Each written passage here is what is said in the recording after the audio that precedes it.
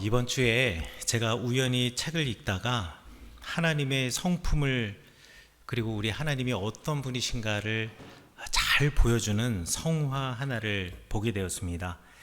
이게 15세기에 마사치오라고 하는 화가가 이탈리아 피렌체에 있는 이 상타 마리아 데 카르미네라고 하는 성당의 기둥에다가 그려놓은 성화인데요.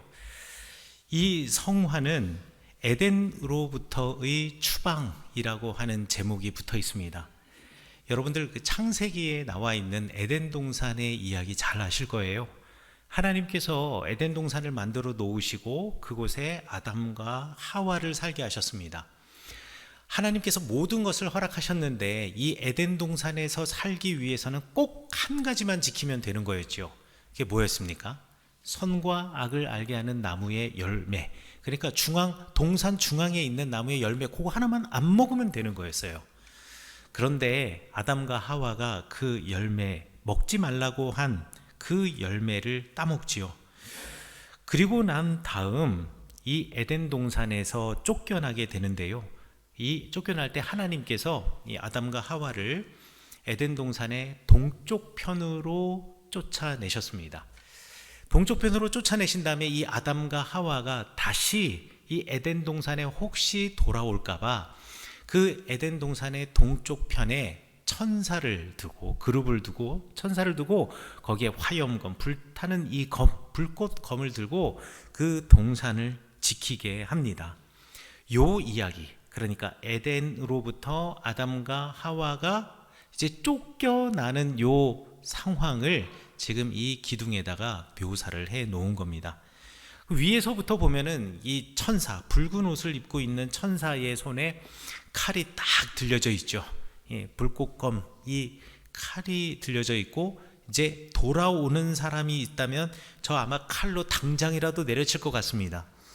그리고 지금 가고 있는 아담을 보면은요, 아담이 이렇게 두 손으로 얼굴을 이렇게 가리고 있습니다. 아마도 이 절망적인 상황, 울부짖으며 지금 에덴 동산을 슬퍼하며 떠나가고 있는 이 아담의 모습을 이 몸짓으로, 그 죄책감과 그 고통을 이 몸짓으로 표현한 게 아닌가 싶습니다. 그리고 이 옆에 있는 하와를 보면, 얼굴을 보면 얼마나 지금 비탄에 빠져 있는지 알 수 있겠죠. 얼굴을 하늘로 들어 올리면서 하나님 이거 어떡합니까? 이거 거의 체념한 듯, 또는 너무나 허탈한 듯 하늘을 향해 외치고 있는 것 같기도 하고 긴 한숨을 내쉬는 것 같은 비탄한 표정으로 하와가 아담과 함께 이 동산을 나갑니다. 이 명화에 대한 설명은 여기까지였습니다. 그런데 저는요, 이 성화를 보면서 한 가지 좀 새로운 다른 생각이 들었습니다. 뭐냐면요, 여러분들 항상 성경에서 하나님은 빛을 상징합니다. 하나님이 계신 곳은 항상 빛이 났습니다. 그래서 하나님을 만난 사람들은요, 그에게 또 그의 삶에 빛이 있었습니다. 모세가 시내 산에 올라가서 하나님을 만나고 율법을 가지고 돌아오지요. 그때 성경에서 무엇라고 기술을 하고 있냐면, 모세 얼굴이 환하게 빛이 났다, 그 광채가 얼굴에서 났다 라고 이야기를 하고 있어요. 그래서 사람들이 그 얼굴을 보면 혹시 눈이 안 보이게 될까봐 그 얼굴을 감싸면서 내려오는 장면이 나오고요.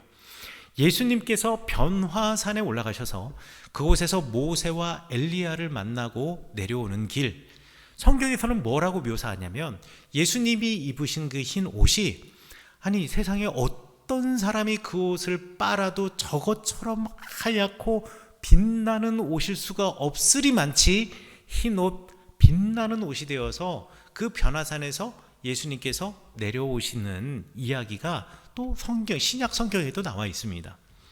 그러니 하나님은 빛의 상징이고 하나님이 계신 곳에는 늘 빛이 있었습니다. 자, 에덴 동산이 하나님께서 만드신 곳이고 하나님이 그 에덴 동산에 계시다면, 여러분, 에덴 동산이 환해야 되고, 지금 아담과 하와가 걸어 나가고 있으면 아담과 하와의 등이 환하고 아담과 하와가 갈 에덴의 동편은 어두워야 합니다. 이게 기본적으로 그림을 그리는 명암입니다. 그런데 어떻게 되어 있죠? 그림을 보시면 아담과 하와가 지금 에덴 동편으로 나가는데 아담과 하와의 앞쪽은 환한 빛이 있고 아담과 하와의 등 쪽이 어둡게 되어 있습니다. 그림자를 보면 분명히 알 수가 있어요. 만약에 에덴 쪽에 동산 뒤쪽에 만약에 빛이 있다 그러면 이 그림자는 동편, 아담과 하와가 걸어가는 앞쪽을 향하고 있을 겁니다. 그런데 아담과 하와가 지금 걸어가는 방향의 반대편에 그림자가 있다는 것은 아담과 하와가 지금 빛을 바라보면서 빛을 향하여 걸어가고 있다라는 말입니다. 저는 이 성화를 보면서 하나님의 성품, 하나님의 마음을 알 수 있었습니다. 아, 그렇구나.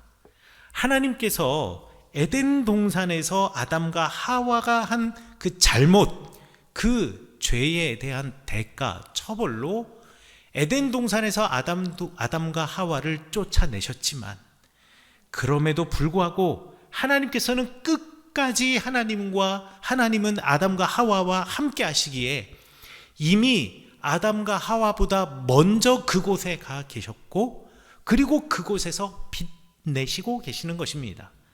하나님께서는 그곳에 빛으로 임재하셨고 아담과 하와는 비탄한 가운데 에덴 동산을 나와서 에덴의 동편으로 가지만 그곳에 이미 하나님이 계셔서 하나님께서는 이 아담과 하와와 영원히 함께 하신다라는 것을 이 화가가 그리고 싶었던 것이 아니었던가, 이것은 이 화가의 신앙 고백이 아니었던가라는 생각을 하게 되더라고요. 그렇습니다.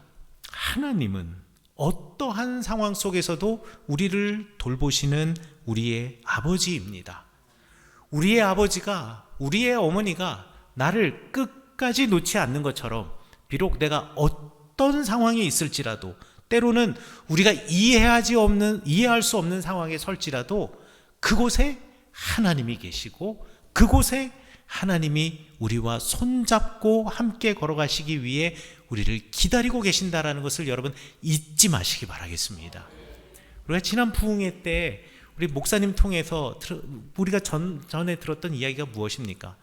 여러분 늘 손 이렇게 하고, 왜 이렇게 하라 그랬죠? 하나님 손잡고 가려고, 예수님 손잡고 가려고. 여러분 오늘 아침 일어나셔서 예수님 생각하셨나요? 늘 예수님 생각하시라고, 늘 하나님 기억하시라고. 왜? 바로 지금 앉아 계신 여러분의 곁에 우리 예수님 함께 앉아 계시고 지금 이곳에 우리 하나님이 계시기 때문에 우리는 늘 빛 가운데 있을 수 있다라는 것입니다. 예언자 중에, 구약의 예언자 중에 하박국이라고 하는 사람이 있습니다. 이 하박국이라고 하는 이 성경책은 저 소예언서로 저 뒤쪽에 있어서요. 그리고 워낙에 내용이 짧아서 여러분들 하박국을 한 번도 읽어보시지 못한 분들도 계시고 때로는 가끔씩 하박국에 나와 있는 하박국 예언자의 예언이 인용이 될 때 한 번쯤 들어보셨을 만한 예언자이긴 하지만 하박국서를 처음부터 끝까지 그거 성경책 페이지 수로 따지면은 4페이지밖에 안 되는 이 성경책을 읽어보신 분들은 많지 않을 겁니다. 또 성경책 넘기다 보면 워낙에 짧아서 하박국서가 어디 있는지도 모르고 그냥 훅 지나가는 경우도 분명히 있을 것입니다. 근데 제가 여러분에게 그 하박국이라고 하는 선지자가 어떤 시대에 살았는지에 대해서 제가 잠시 말씀드리려고 합니다. 이 하박국 선지자가 살던 때가 기원전 7세기, 그러니까 유다의 요시야 왕 때에 하박국 선지자가 살고 있었습니다. 그런데 이 요시야 왕 때에 이 국제적인 정세가 어떠하였느냐? 사실 유다라고 하는 왕국은 국제 정세에 매우 민감할 수밖에 없는 나라입니다. 작은 나라인데다가 그리고 이 나라를 사이에 두고 위쪽과 아래쪽에 너무 큰 나라가 있어요. 위쪽에는 아시리아, 아수르라고 하는 나라가 있고요. 그 다음에 아래쪽에는 이집트라고 하는 제국이 있습니다. 아수르 제국과 이집트 제국 사이에 끼어 있는 유다는 늘 국제 정세에 민감하고 눈치를 볼 수밖에 없었습니다. 그런데 그때 당시에 신흥 강자가 점점 힘을 불리면서 세력을 떨치기 시작했습니다. 그 나라가 무슨 나라였냐? 여러분 한 번쯤 들어보셨을 바벨론이라고 하는 나라입니다. 아수르와 이집트가 세계를 양분하고 있을 때 드디어 바벨론이 힘을 키워서 올라오고 있는데, 이 바벨론이 성장하는 속도가 어마어마하게 빠르고 이 바벨론의 군대가 대단히 강한 겁니다.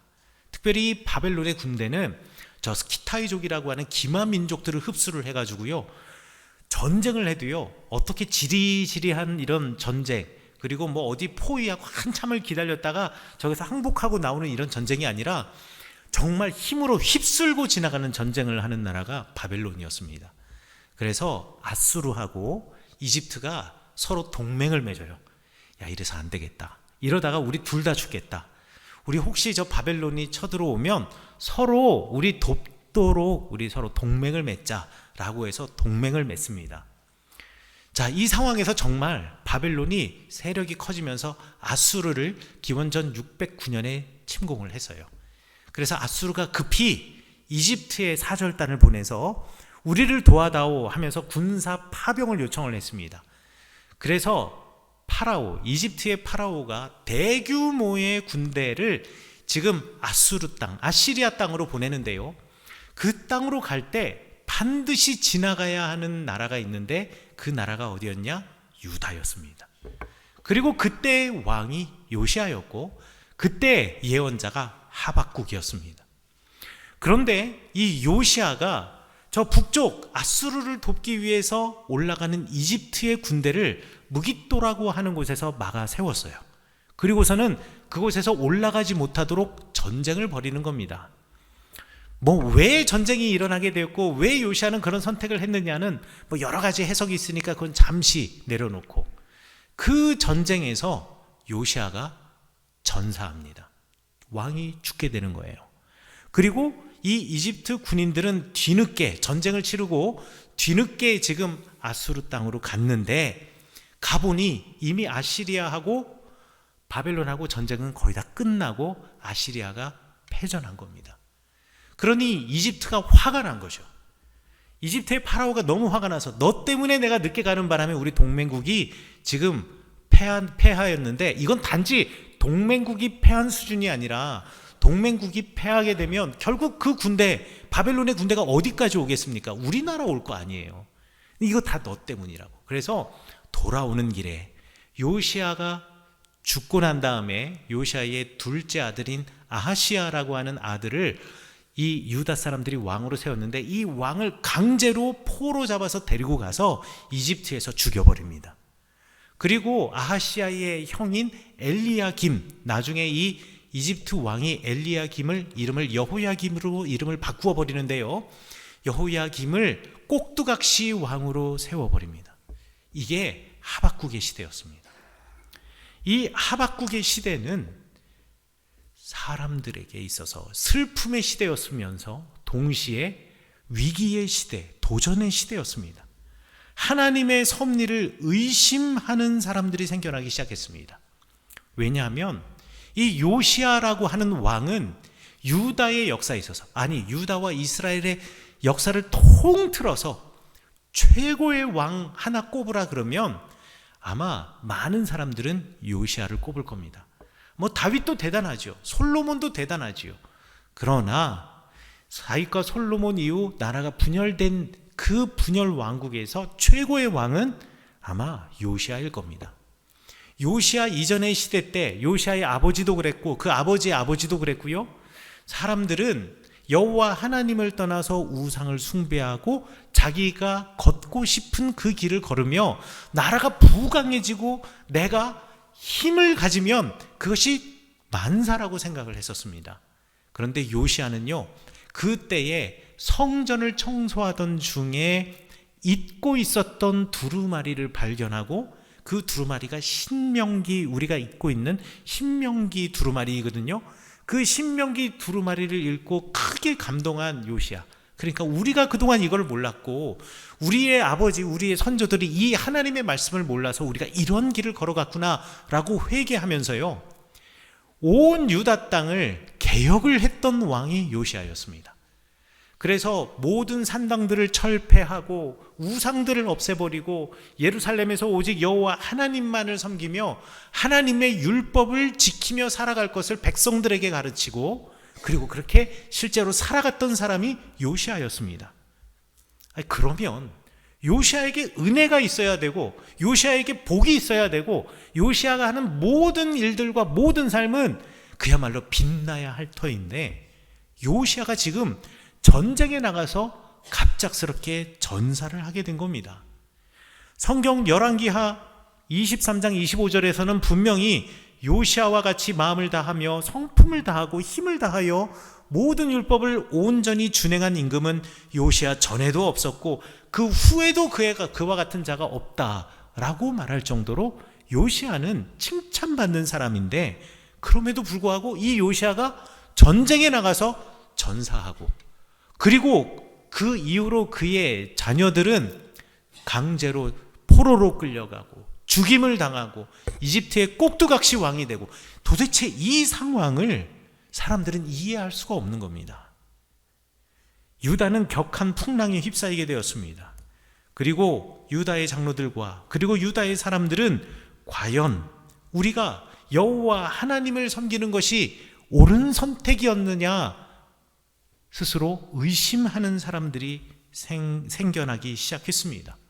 그리고 차라리 우리가 여호와 하나님을 섬기지 않고, 아니 여호와 하나님도 섬기긴 섬기되 우리가 하늘 여신을 섬겼을 때, 그리고 그 하늘 여신에게 동쪽을 바라보며 우리가 제사를 드리고 예배를 드렸을 때 오히려 우리가 더 잘 살고 평화롭지 않았더냐라고 하면서 우상 숭배하는 사람들이 점점 늘어나기 시작을 했습니다. 이스라엘과 유다의 신앙이 타락하기 시작한 거죠. 이때 하박국이 하나님을 향하여 탄식하는 이야기가, 탄식하는 노래가 바로 하박국서입니다. 하나님, 어떻게 이럴 수가 있습니까? 어떻게 간악을 보게 하시며 패역을 목도하게 하십니까? 하나님을 섬기는 사람들을 지금 우상 숭배하는 사람들이 압제하고 비웃고 이들을 멸시하고 있습니다. 이 의인들이, 하나님을 섬기는 의로운 사람들이 악한 사람들에게 이렇게 조롱당하고 멸시당하는 것, 이게 옳은 일입니까? 악인들이 우리를 애워싸고 있으니 내 마음이 너무나 아픕니다. 내가 지금 어떻게 될지 내가 모르겠습니다. 지금 하나님께 고백하며 탄식하며 울부짖는 것이요. 이때 하나님께서 대답을 하셨습니다. 그런데 말이죠, 이 대답은 안 들었으면 더 좋을 것 같은 대답인 거예요. 하나님의 답변이 더 나를 괴롭게 하는 겁니다. 하나님이 뭐라고 하셨는지 아십니까? 그래, 내가 너희를 괴롭히는 그 악인을 멸하게 하겠다. 그런데 어떻게 멸하게 하느냐? 내가 바벨론을 일으켜서 악한 유다를 징벌하겠다. 하박국이요, 그 하나님의 말씀을 듣고 더 충격에 빠지는 겁니다. 아니, 의인을 악인들이 괴롭히는 이 상황도 내가 이해 못하겠고 이 상황도 괴로운데, 아니 더 큰 악인을 우리한테 보내서 우리 나라를 멸망하게 하겠다고요? 그래서 하박국은 악인을 멸하기 위하여 더 큰 악인을 보내는 것이 옳습니까? 라고 하나님께 따져 묻습니다. 도저히 이해할 수 없는 하나님의 일하심인 것이요. 하나님, 어느 때까지 우리를 이렇게 두시렵니까? 어느 때까지 의인들의 기도, 하나님을 따르는 사람의 기도에 응답하지 않으시겠습니까? 왜 하나님을 떠난 사람들을 그냥 그대로 두십니까? 아니, 그들을 벌하기 위해 왜 더 악한 이들을 보내신다라는 것입니까? 우리가 낚시꾼에 걸린 물고기처럼 곧 죽게 되었는데 왜 침묵하십니까? 이 질문에 하나님께서 하박국에게 이렇게 말씀하십니다. 내가 부풀려져 있구나. 내 삶이, 너의 생각이, 너의 판단이 부풀려져 있구나.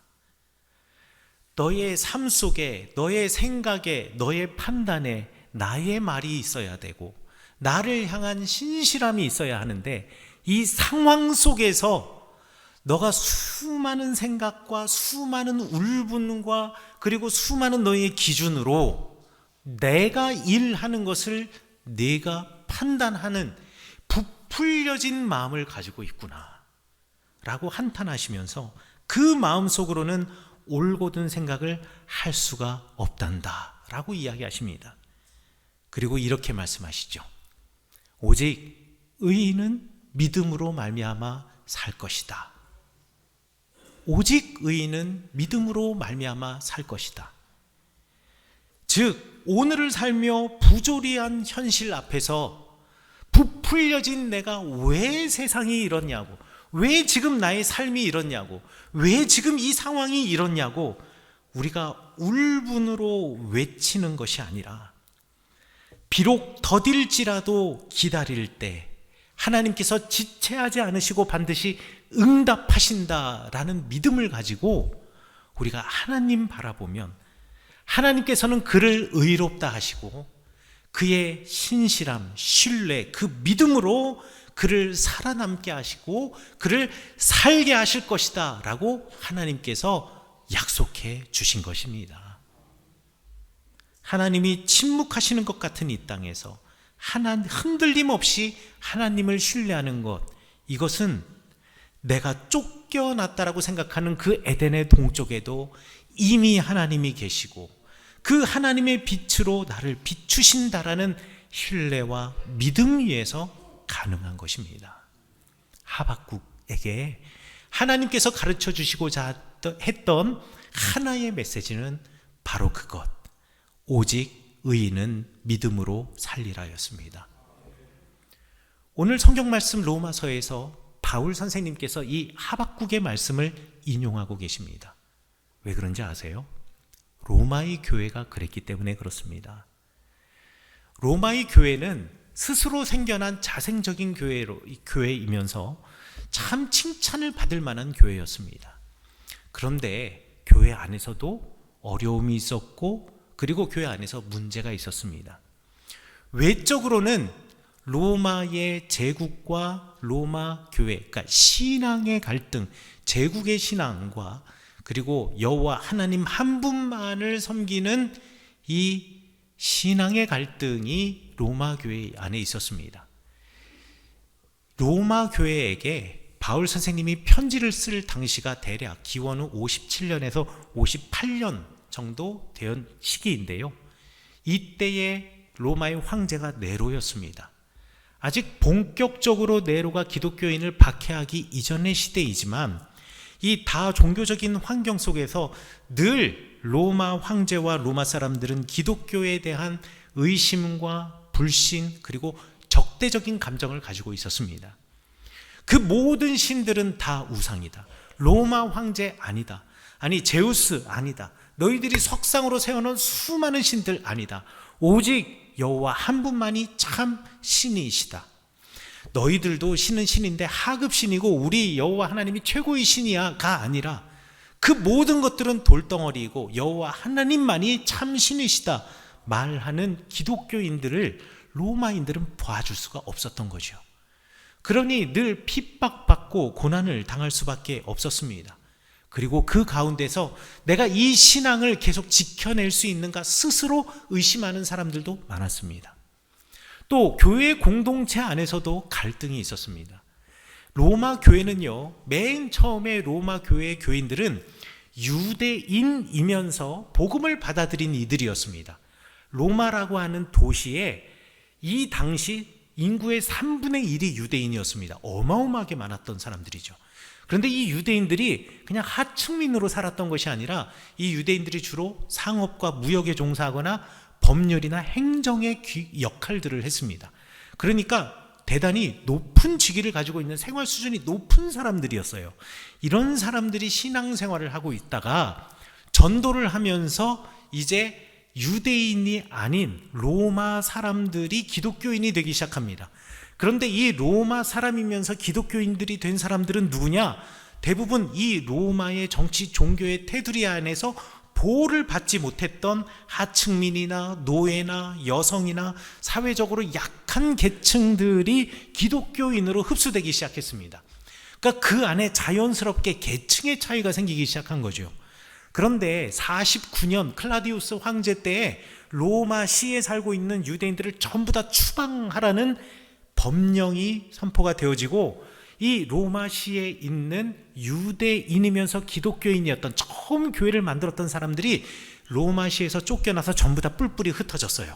그러다가 5년이 지나고 난 다음 네로가 황제가 되고 난 다음에 그 법령을 철폐하고 이제 유대인들 다시 로마시에 들어와서 살아도 돼 라고 하는 허락이 떨어지자 그렇게 흩어졌던 사람들이 다시 모여들어서 함께 예배를 드리게 되었습니다.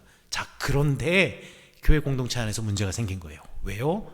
그동안은 우리가 이 교회 공동체에서 리더의 역할을 하고 있었는데 그 5년 동안 지금 로마 사람이면서 신앙을 지켜냈던 사람들이 이 교회 공동체를 지키면서 리더로 성장해서 키워진 것입니다.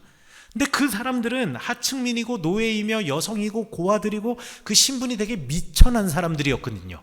근데 우리는 그렇지 않아요. 우리는 유대인이며 동시에 이 로마에서 나름대로 영향력을 가지고 있어서 네로도 우리의 눈치를 보면 우리 다시 돌아오게 하는 법령을 다시 제정할 만큼 대단한 사람들이었거든요. 그러니까 이 둘이 누가 교회에서 리더가 되느냐의 문제로 은근한 갈등이 생기기 시작했다라는 겁니다.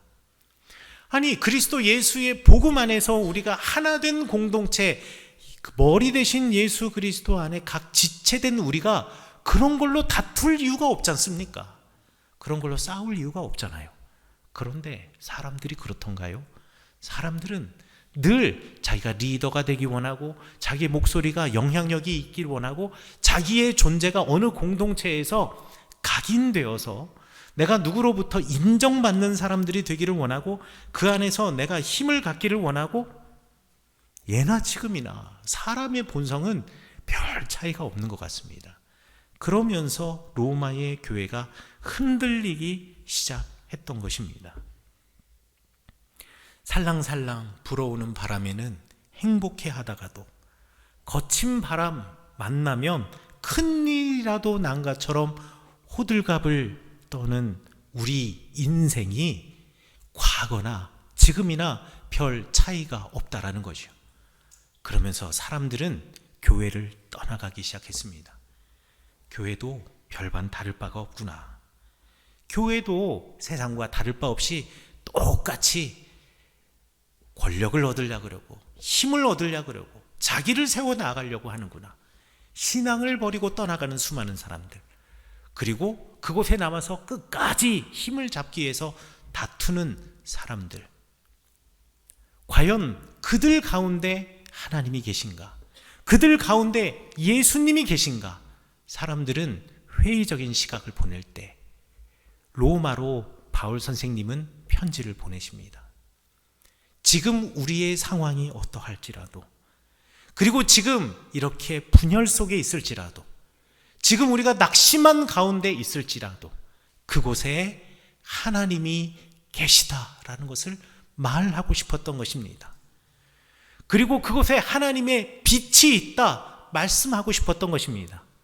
우리는 에덴 동산에서 쫓겨나서 얼굴을 손으로 가리우고 하늘을 바라보면서 허탈한 표정으로 에덴 동산을 떠나가고 있지만, 하나님의 나라를 떠나가고 있지만, 교회를 떠나가고 있지만, 우리가 가는 그곳에 이미 우리 하나님께서는, 우리 예수 그리스도, 빛이신 예수 그리스도께서는 그곳에 계셔서 우리와 늘 함께 동행하시고 그곳에서 우리를 살게 하신다라는 그 믿음을 가지라고 바울 선생님은 이 편지를 써 내려가신 것입니다. 그리고 우리 바울 선생님께서 인용하신 말씀이 오직 의인은 믿음으로 살리라. 오직 의인은 그 믿음으로 살게 되리라는 뜻입니다. 사랑하는 성교회 성도 여러분, 여러분의 인생에 여러분들이 이해할 수 없는 수많은 일들이 있습니다. 내가 이렇게 신앙생활을 하고 내가 이렇게 하나님을 향하여 신실한 마음으로 오늘 살아가는데 내가 도대체 이해할 수 없는 상황이 있습니다. 하나님이 나를 에덴 동산에서 쫓아내신 듯 내 삶이 늘 고단하고 힘들고 아직까지도 풀리지 않는 인생의 실타래, 그 실타래에 어떻게든 풀어보려고 노력하지만 뭐 하나 풀린 것 같으면 저쪽이 또 꼬여있고 저쪽을 또 푼 것 같으면 이쪽이 다시 꼬이는 복잡한 상황 속을 살아가는 사람들이 분명히 계실 것입니다. 내가 신앙을 지키며 살아가면 우리 가정에, 우리 일터에 큰 은혜와 복이 있을 것 같은데 그런데 계획대로 되지 않는 것들이 있습니다. 어떨 때는 우리의 자아가 너무 부풀어져서 우리의 기준으로 생각하다 보니 이것이 헝클어진 실타래처럼 보일 수도 있고 이것이 도저히 풀리지 못하는 우리가 벗어날 수 없는 고난과 고통처럼 느껴질 때가 있습니다. 그러나 그때 이것을 기억하십시오. 바로 그 장소에 우리 하나님이 계신다라는 것입니다. 바로 그곳에 여러분 곁에 여러분을 손잡고 빛이신 예수 그리스도께서 계신다는 것입니다. 그리고 우리는 그 상황을 믿음으로 현실을 헤쳐나가며 예수님과 손잡고 하나님의 말씀 위에 단단히 서기만 하면 됩니다. 그러면 하나님께서 약속하십니다. 오직 의인은 그 믿음으로 살게 될 것이다. 우리를 바벨론을 통해서 책망하신다라는 그 말씀이 도무지 이해할 수 없으나 결국 하나님께서는 그렇게 하셨고 그 바벨론을 통해서 책망당한 이스라엘이, 유다가 하나님께로 돌아와 거룩한 성경의 민족, 거룩한 하나님의 민족이 되는 커다란 부흥의 운동이 있었던 것처럼 하나님은 어떠한 상황 속에서도 우리와 함께 하시며 그 상황을 선으로 바꾸어내시고 그 상황 속에서 우리를 살리시는 분이라는 그 믿음 위에 우리가 단단히 섰을 때 그 믿음으로 우리는 살게 되는 것입니다. 여러분에게 그러한 어려움이 있습니까? 사랑하는 성교회 성도 여러분, 여러분에게 그러한 고난이 있습니까? 여러분에게 그 풀리지 않는 숙제가 있습니까? 부풀어진 자아를 조금 쪼그려뜨리고 우리가 주님의 말씀 위에 단단히 서서 주님께서 결국은 그곳에 계시고 주님께서 결국은 내 곁에 계셔서 모든 것을 선으로 이루어 나아가신다라는 그 믿음을 가지고 오늘을 살아가시는 여러분 되시기를 간절히 축원합니다. 어떠한 상황 속에서도 하나님은 나와 함께 계시며 내가 있는 이곳을 주님의 말씀으로 밝히 비추신다라는 믿음으로 오늘을 이겨내시는 여러분 되시기를 간절히 축원합니다. 하나님께서는 여러분들을 살게 하시는 분이십니다. 여러분들을 어떻게든 살리시는 분이십니다. 여러분들을 살게 하실 것입니다. 그 생명의 날을 꿈꾸며 주님을 찬양하며 그 믿음 위에 단단하게 서셔서 오늘도 여러분의 얼굴에 행복과 기쁨의 웃음과 기대의 감격이 있는 여러분이 되시기를 간절히 축원합니다.